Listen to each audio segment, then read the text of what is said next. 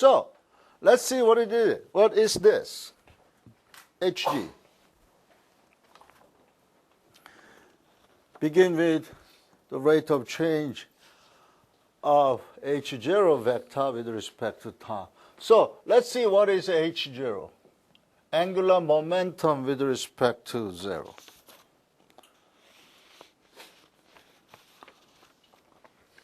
Okay, for two mass case, that is very simple. Angular momentum is the moment of linear momentum by definition. So the moment of forced mass linear momentum is, this is forced mass linear momentum. And I am taking moment, okay, R1 vector cross product of MV1 is the angular momentum of forced mass with respect to OXYZ coordinate, in other words, absolute coordinate. And the angular momentum of a second mass is simply R2 cross product M2 V2. Okay? That is simple. Then, what is the rate of change of angular momentum with respect to time? We just take a time derivative over this mathematical expression. Okay, if I take a time derivative upon this expression, the first one is V1, cross product M1 V1, okay? And then take a time derivative with respect to that term, give me R1 cross product M1 A1, and take a time derivative to that part, give me V2 cross product M V2 plus R1 cross product M2 V, sorry.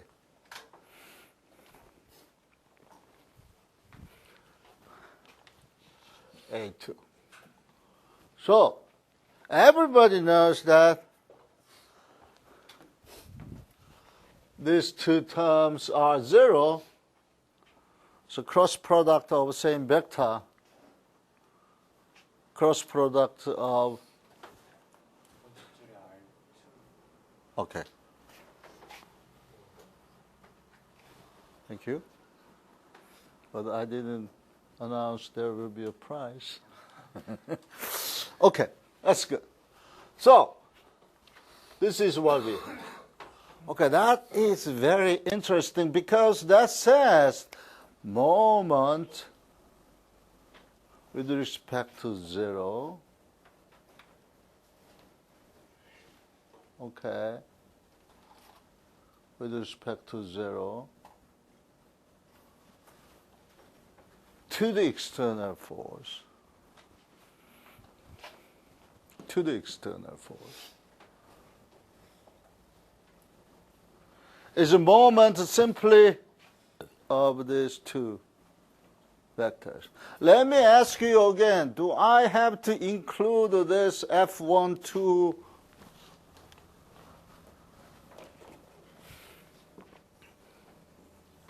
F21 in this moment?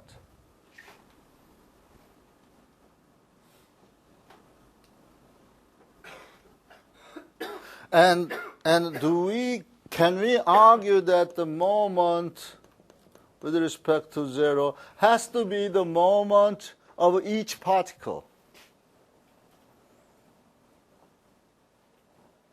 Okay? But at least angular momentum with respect to the OXYZ is this. Okay, let's move to another angular moment, Hg vector. What is hg vector? Another angular momentum.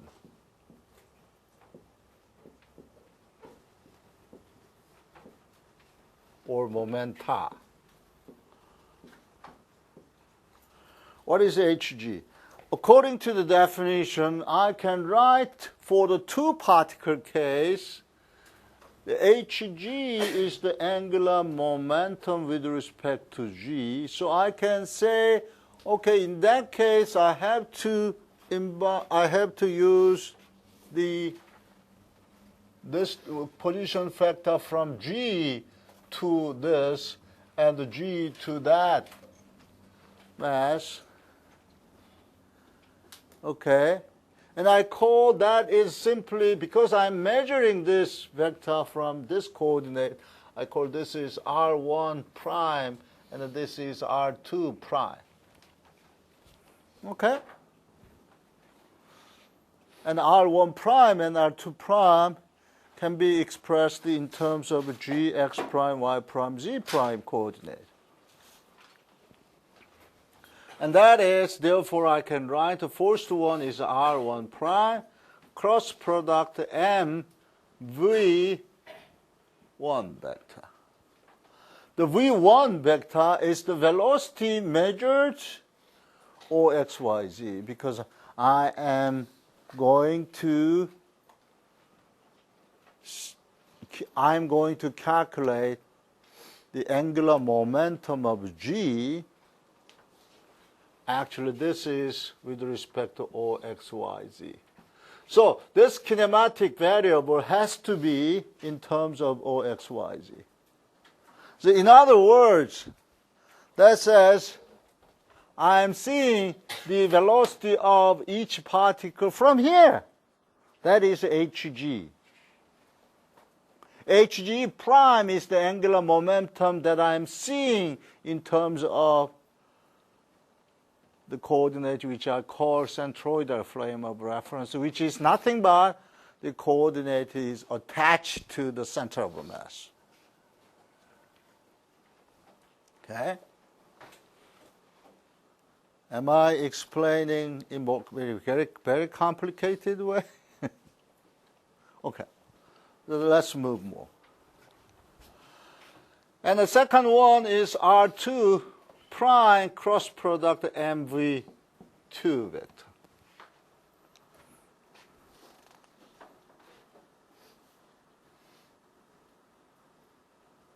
Okay.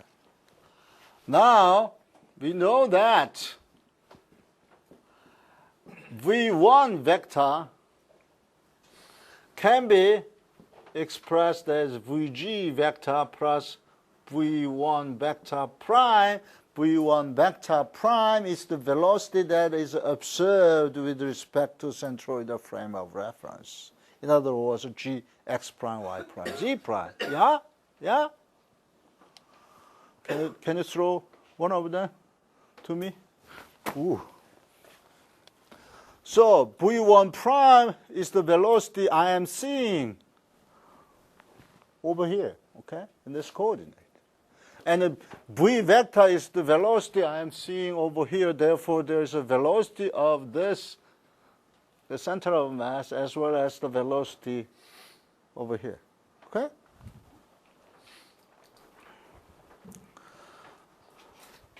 And the second term would be R2 prime cross product M1, 2 Vg plus V2 prime vector. Okay, now, this term is equal to, the first one is R1 prime cross product M1 Vg vector, and this one is R2 prime cross product M2 Vg vector. Therefore, these two terms plus is R1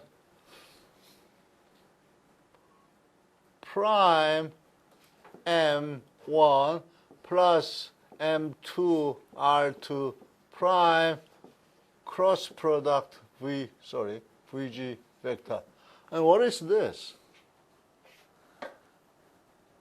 What is this? That has to be equal to m, that is the sum of all the mass, multiply by the Rg vector, that is center of mass. Because I am using centroidal frame of reference, this is 0. That's physically realizable. Okay? And then rest of the term from this expression will be R1 prime cross product M1 V1 prime plus R2 prime cross product M2 V2 prime. What is this? This is Hg prime.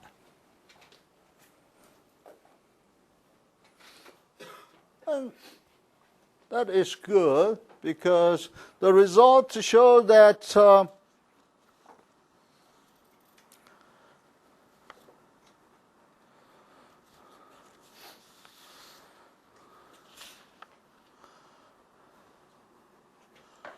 angular momentum with respect to g with respect to absolute coordinate is the same as the angular momentum with respect to centroidal frame of reference. Okay, what about taking a derivative? Hg prime dot. What is this? What is this? I'm taking a derivative over there. First term, V1 prime. Therefore, that goes away. Therefore, what I have is R1 cross product M1 A1 prime. And the second term, I got L2 prime cross product M2 A2. And what if I take a derivative over there with respect to time? I will have the same answer. Therefore, I can say that is equal to mg. That is very useful. Remaining things now is what is mg? Does it include internal force? That's the only things remain. Right? The answer is that mg only, that mg is the moment of external force. I didn't prove it. Therefore, that is classroom homework. You can easily check it. Okay? So our message is this. Okay. This is true. Highlight. Wow. So now,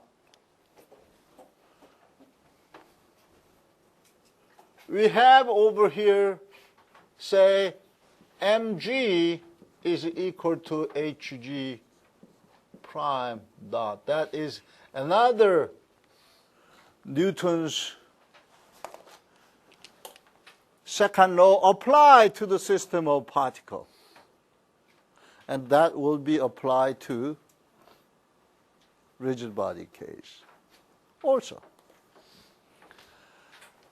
And we need to have another version of principle of impulse and momentum. That would say angular momentum at state 1. Angular momentum at state 1. That I say h1 plus moment of impulse. Okay? Moment of impulse. That I may say m with respect to a certain point, 0 dt has induced angular momentum at state 2. So basically what we are going to handle graphically is the same, but only difference is in this expression we are taking the moment of vectors with respect to point of interest that you will select. Okay?